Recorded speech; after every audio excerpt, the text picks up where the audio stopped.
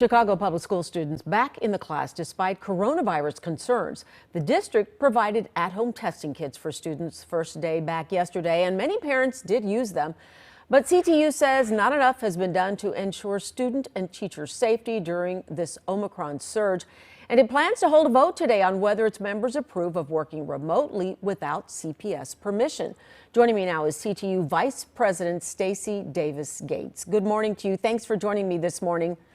Good to see you. So your governing body meeting today, your members voting today. Lay out for our viewers what's going on right now and what are your main concerns? I think what illustrates what we're dealing with right now, it's what's currently happening at Carnegie Elementary School. Right before holiday break, that school community suffered a loss of a beloved colleague. He succumbed to COVID-19.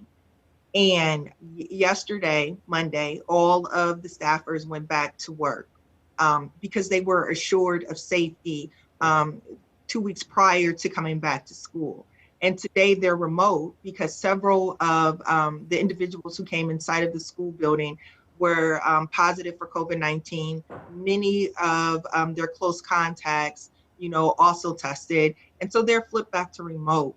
I think what you are getting from our members is a tremendous amount of frustration over the lack of mitigations that need to be in place consistently to keep our school communities open. We've worked very hard. I feel like it's Groundhog's Day, and I was just having this discussion with you all last January. Mitigations work when they're implemented. Our school district received billions of dollars to make sure that they implemented mitigations, and both the mayor and her new CEO have said that they are disappointed in the mitigations, and yet we still don't have mitigations. Okay, let's talk about this because the mayor and CPS says it wants students back in the classroom as soon as possible and to stay in the classroom. The mayor went on national TV saying that CTU is saber rattling. I want you to listen to what she had to say. Let's listen, and then I want your reaction. Let me say this. One of the things that doesn't get reported on in coverage of saber rattling by teachers union leadership is the devastating effect that remote learning had on our children and on their families. We know that learning loss was profound. So, Stacy, what is your reaction to her reaction and response? I think the mayor has chosen to use talking points instead of being a leader. Our children have suffered greatly from this pandemic, and the trauma is profound. And yet she has done nothing to hire any social emotional professionals to help us with that. She talks about learning loss, but there have been scant recovery programs implemented in our school communities. So she can absolutely talk through the impact of COVID. And as a leader, she has failed to implement the necessary contingencies to make sure that our students are receiving what they need to receive. I'll say this, I'm a CPS parent. My children have had a very challenging semester.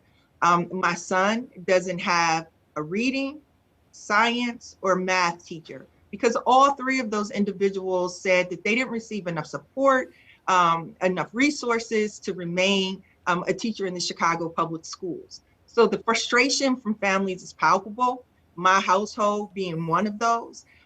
We need leadership. And this is a mayor who is, incompetently running everything in the city right now. It's just not the public schools. Okay. It is the unrelenting crime that also causes trauma.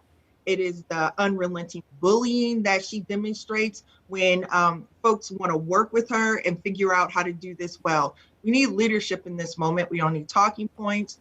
We don't need rhetoric. We don't need copy and pasted talking points. We definitely need someone who is willing to work with families, work with educators to get us past this surge. So today is the vote. Tell me what you're hearing from your teachers and what do you expect is going to happen as a result. Is this going to be a strike? Is the whole district going to have to be shut down? Is that a possibility?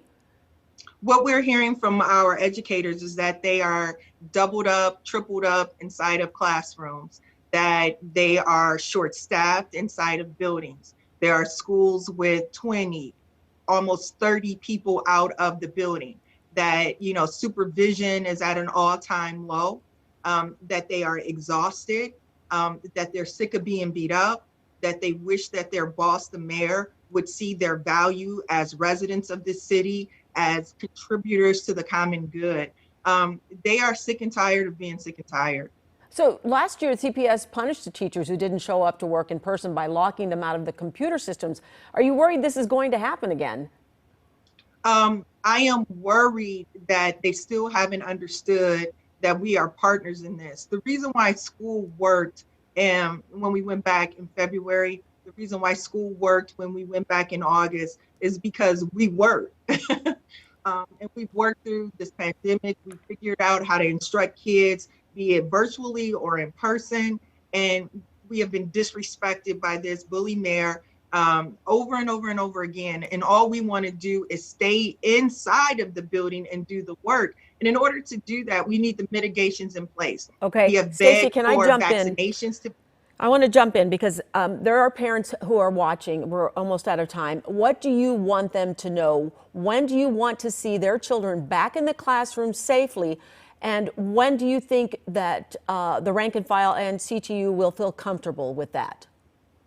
What we want is what parents want. We want vaccinations anchored in communities where the vaccination rate has been low. 50% of our high school students are vaccinated. Only 30% of our elementary school students are vaccinated. We want regular testing. We don't want the debacle of the FedEx drop boxes that we experienced right after Christmas.